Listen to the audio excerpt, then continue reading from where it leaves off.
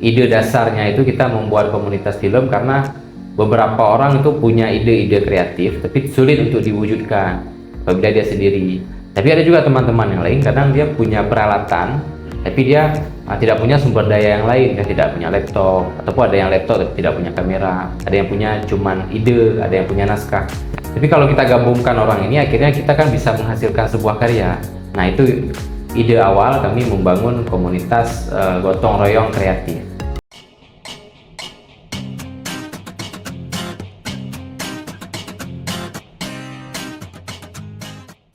Assalamualaikum warahmatullahi wabarakatuh. Perkenalkan, saya Arzilqi Mahdil, alumni Fakultas Dakwah dan Komunikasi UIN Araniri, Prodi Komunikasi dan Penyiaran Islam, Banda Aceh. Jadi saya pertama tertarik dengan film itu saat masih di bangku kuliah.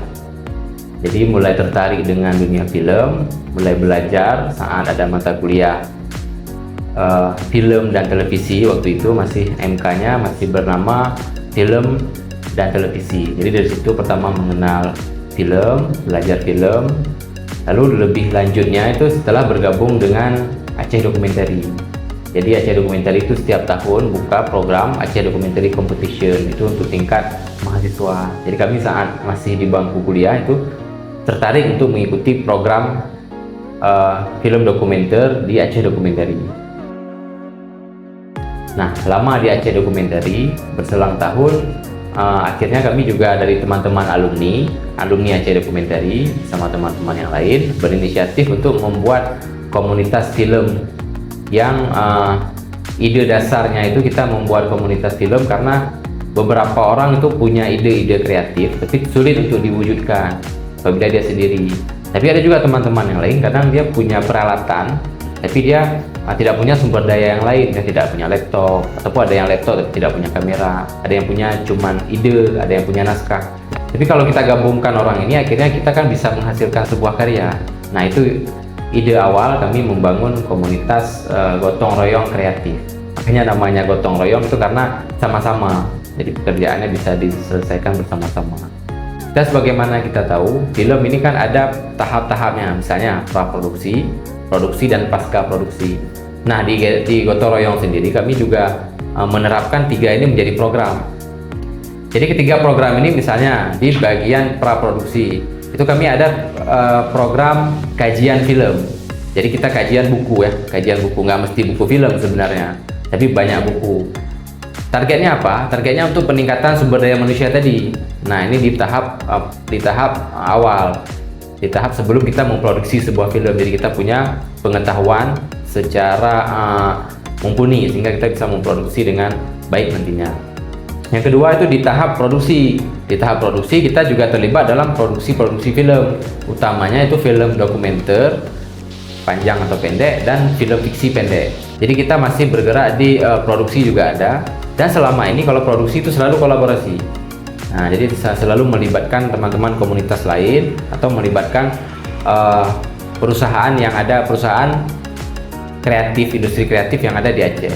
Jadi kita selalu bekerja sama apabila ingin memproduksi sebuah film. Setelah itu ada tahap pasca produksi. Pasca produksi ini kan juga ada agak luas sebenarnya, tapi ini kita langsung ambil ke tahap eksibisi. Jadi ada salah satu elemen penting di film ini yang sebenarnya di Aceh belum terlalu kuat, yaitu eksibisi. Kita punya film, tapi kadang-kadang filmnya cuma dalam hard disk, tidak terdistribusi dengan baik. Padahal kalau kita lihat di dunia perfilman, industri perfilman, harusnya film itu ditonton.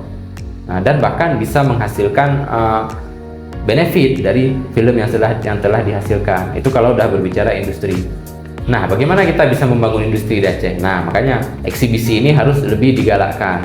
Bentuk eksibisi yang kita lakukan kalau secara umum ada dua. Yang pertama, kita distribusi film ke festival-festival ataupun kegiatan nasional dan internasional. Yang pertama. Yang kedua, pemutaran di daerah-daerah. Nah, ini yang menjadi salah satu fokus utama kami hari ini, yaitu melakukan kegiatan pemutaran film, terutama film-film lokal itu ke daerah-daerah.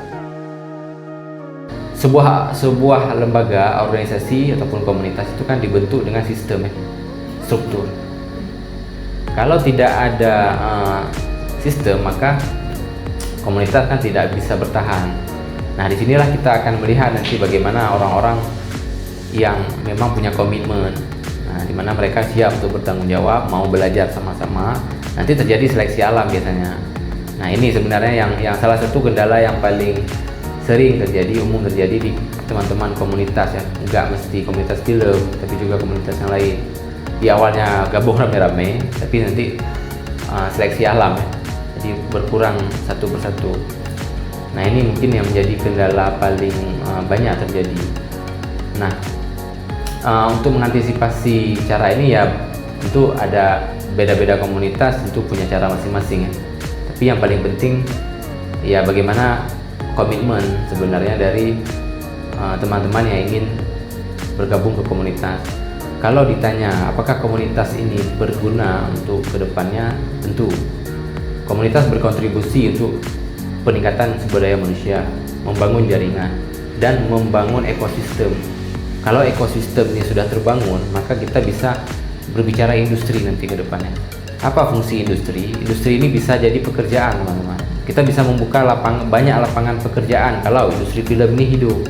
Coba dibayangkan, kami untuk sebuah satu film fiksi pendek aja itu membutuhkan sekitar 20 lebih kru. Itu belum talent, belum lagi masyarakat lokal yang kita ajak. Bagaimana pengaruh ekonomi yang ada di wilayah tersebut? Itu saat produksi, saat eksibisi tadi juga kita putar film. Masyarakat di sekitar kan nanti ada jualan kacang misalnya, ataupun kios-kios, itu kan sangat terbantu sebenarnya. Kita bisa menumbuhkan ekonomi kecil di daerah. Nah, bahkan UMKM dapat terbantu dengan adanya industri film. Makanya kita arahnya mau ke situ. Nah, cuman yang menuju ke situ tentu butuh perjuangan ya, butuh kerja keras dan komitmen sama-sama. Jadi tidak mungkin diwujudkan sendiri, begitu teman-teman. Jadi teman-teman, kalau kita di jurusan komunikasi dan penyiaran Islam ini sebenarnya punya banyak sekali bidang yang bisa kita tekuni. Nah, kesempatan kita di kampus itu bukan hanya belajar sebenarnya, tapi juga mengambil pengalaman dan membangun jaringan. Nah, jadi teman-teman kalau terlibat di organisasi selama di kampus itu bagus untuk kita membangun jaringan. Itu kami rasa sebagai alumni itu sangat berguna nanti ke depannya. Jadi kita membangun jaringan dengan sesama kita, juga dengan senior-senior kita. Tapi juga jangan lupa kalau kita lagi kuliah. Jadi kuliah juga jangan sampai terbengkalai karena terlibat terlalu jauh nanti ya di komunitas. Mungkin itu ya teman-teman. Semoga kita nanti bisa berjumpa secara profesional di film atau di bidang-bidang yang teman-teman minati setelah teman-teman selesai kuliah. Terima kasih.